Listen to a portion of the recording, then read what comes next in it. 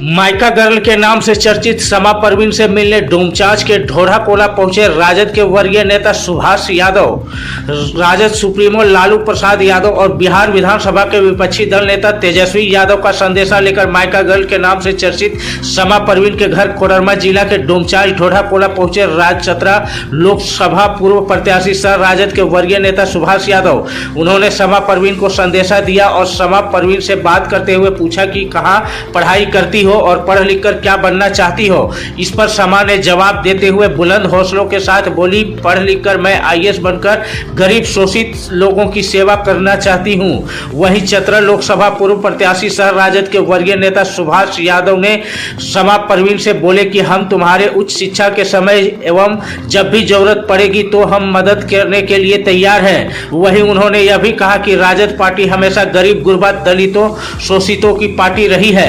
इस दौरान mica girl समा परवीन ने राजद सुप्रीमो लालू प्रसाद यादव, बिहार विधानसभा के विपक्षी दल नेता तेजस्वी यादव और चतरा लोकसभा पूर्व प्रत्याशी सह राजद के वरीय नेता सुभाष यादव का आभार जताते हुए धन्यवाद दिया। वहीं बताते चले कि राजद के वरीय नेता सुभाष यादव मरकच्चों के पंचखेरो डैम हादसे में प्राण गंवाने वाले लोगों के शोकाकुल परिवार से भी मिलकर ढाढ़स बंधाते हुए हर संभव मदद का भरोसा दिया। उनके साथ कोडरमा जिला अध्यक्ष रामधन यादव, शिवनाथ यादव, प्रदीप यादव, मनोज रजक, संतोष यादव के अलावा काफी राजद के कार्यकर्तागण मौजूद रहे। सो रहा है उतने दूर से जो हमारे अंकल आए हैं हमसे मिलने के लिए। अंकल से हाँ, क्या बात हुई? यही बात हुई कि हमारे अंकल बोल रहे हैं कि जो अब तुमको दिक्कत होगा वो हमको बोलना, मैं तुम्हारी मदद करूंगी। किस प्रकार का मदद? जैसे समस्या होगी वैसे प्रकार की हम लोगों की मदद करेंगे।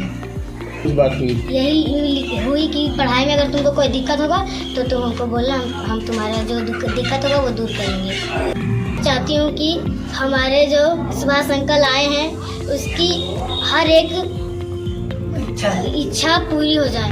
तेजस्वी जी से यही कहना चाहती हूँ कि जो वो सपना देखे थे वो मैं पूरा करूँगी। वो जो घटना था बहुत मार्मिक और दुखद घटना। एक ही परिवार के चार लोग देहांत हो गया और एक बच्चा पालने में अभिभावक को कितना दुख और दर्द और पेट काट करके पालता है। 12 वर्ष, 13 वर्ष, 24 वर्ष के बच्चे उसमें डूब गए हैं।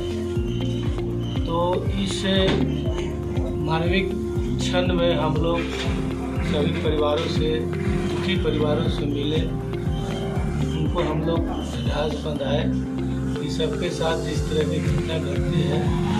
अब आगे के आप लोग संभालिए और जो बच्चे लोग हैं उनको प्रशासन से हम यही मांग करते हैं कि यदि वह पर्यटक स्थल घोषित किया है या पर्यटक स्थल है तो उसको समुचित व्यवस्था वहाँ होनी चाहिए।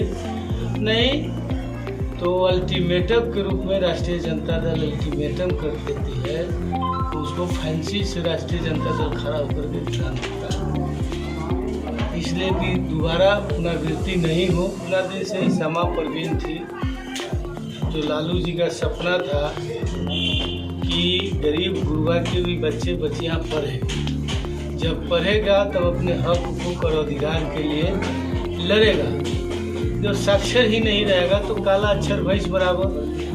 लालू जी इसी के चलते चरवाहा विद्यालय का उन्होंने निर्माण किया था, लेकिन फासिस्ट लोगों ने इसको हाशिए पर डाल दिया। यूनिसेफ इसको प्रशंसा किया था कि जो आर्थिक स्थिति से सुदृढ़ नहीं है, जो पढ़ नहीं सकते, स्कूल नहीं जा सकते, गाय बकरी चराते हैं, तो भी वहाँ पे चारा का भी व्यवस्था था, तो वहाँ पे चढ़ते रहेगा और कम से कम साक्षर हो जाएगा, शिक्षा के बारे में समझेगा।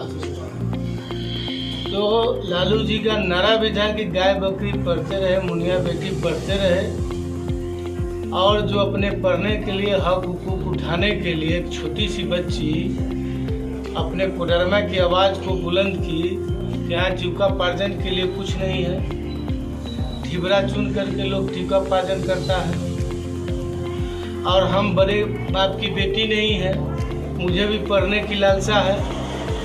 तो इसका वीडियो वायरल हुआ।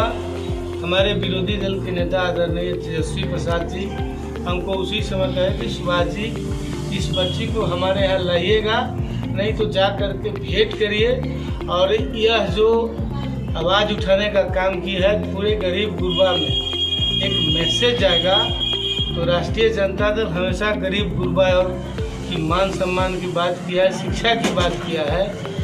न कि आज भारतीय जनता पार्टी 2 करोड़ नौकरी गरीबों को चूल्हा दे करके 4 गुना दाम बढ़ा दिया, नौजवान के नौकरी के आश्वासन दिया लोग, डीजल पेट्रोल 20 आज बिक रहा है। आर्थिक स्थिति देश का धीरे धीरे पुअर होता जा रहा है। जो जीडीपी है उसका 85% भारत पर लोन हो गया, डॉलर का रेट कहाँ चला गया।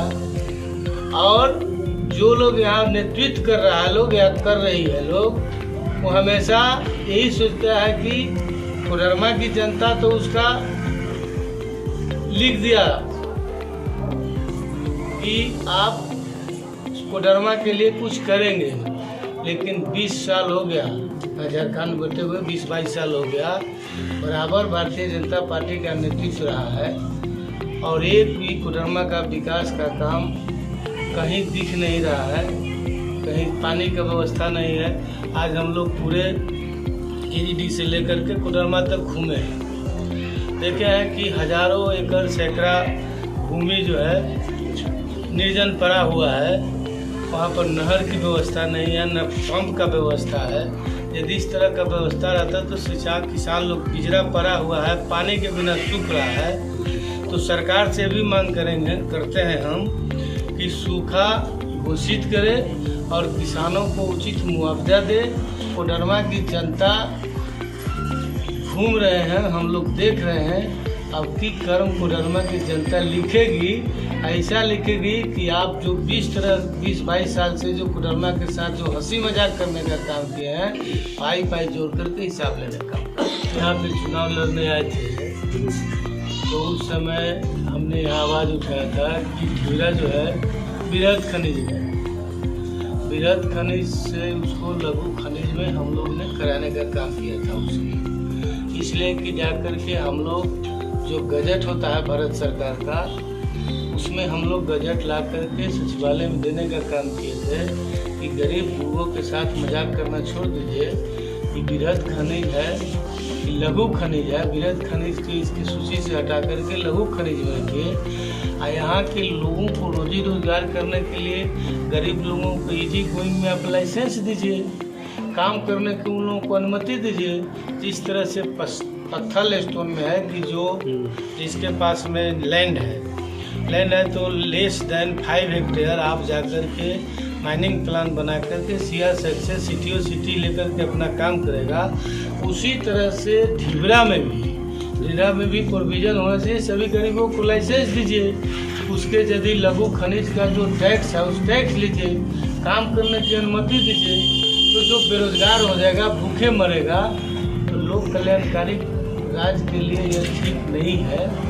और मैक्सिमम कोडरमा के लोग इसमें जब बेरोजगार होगा तो शिक्षा पर प्रभाव पड़ेगा, स्वास्थ्य पर प्रभाव पड़ेगा, लोगों को रहन सहन पर प्रभाव पड़ेगा। इसलिए जनता को लोक कल्याणकारी सरकार को चाहिए कि जनता को रोजी रोजगार मुहैया कराएं, लेकिन न कि भारतीय जनता पार्टी की तरह झूठ साच का खेती करें।